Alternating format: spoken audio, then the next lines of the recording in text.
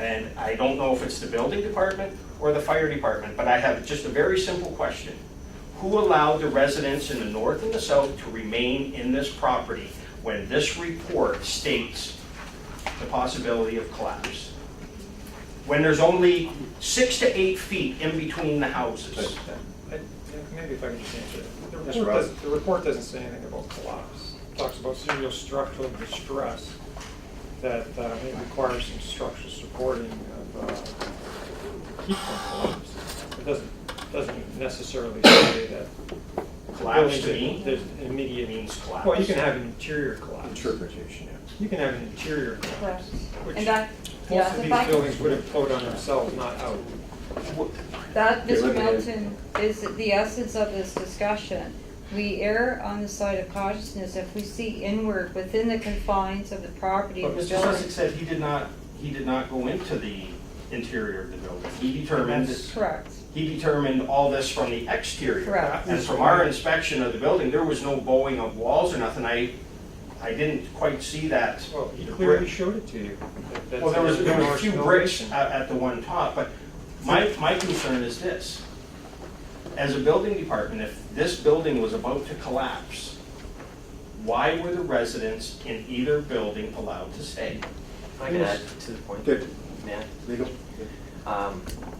In addition to the point here, when Ms. Wolf arrived on the scene, many of the Belfour employees were not wearing any helmet or didn't really seem concerned about any immediate danger of collapse. So at the point in time of the fire specifically, there didn't appear to be any moment or a threat of collapse. In fact, the Belfour employees, some of them even wearing helmets, as documented in their affidavit with pictures.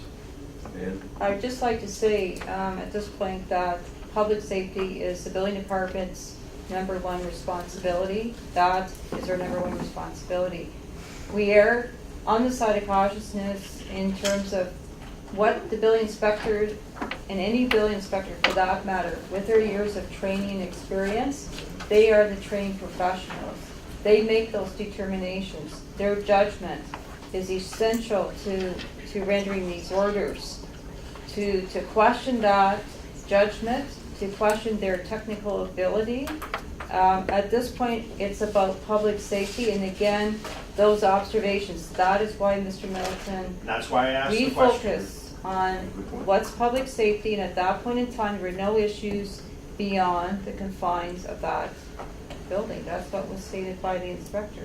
But that's You why. also notice when you observe the structure, the primary damage was on the east side, particularly the southeast side, okay? Further to your inquiry, the building structure located on the north of this building was empty. Furthermore, when you're talking about collapse doesn't necessarily mean the entire structure. It can be roof members, trusses, so on and so forth. It's very common after a fire occurs for ceilings to collapse because of the weight of the water, particularly in balloon frame construction, because the plaster sucks up the water. Well, we had numerous aerial apparatus up and flowing over 2,000 gallons per minute. In this instance, a collapse, again, I can't emphasize enough, is generally interior. It's usually L or V shape or a pancake collapse.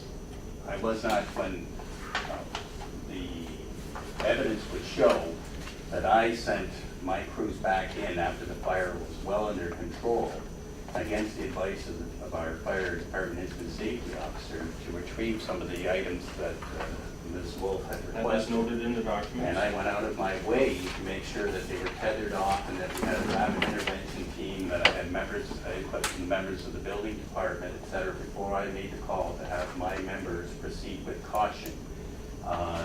If you got a recording of the incident in question, you'll also find that they were giving me intermittent reports as to the structural stability of the floor and the ceilings and the walls as they entered into that area to try and retrieve these items.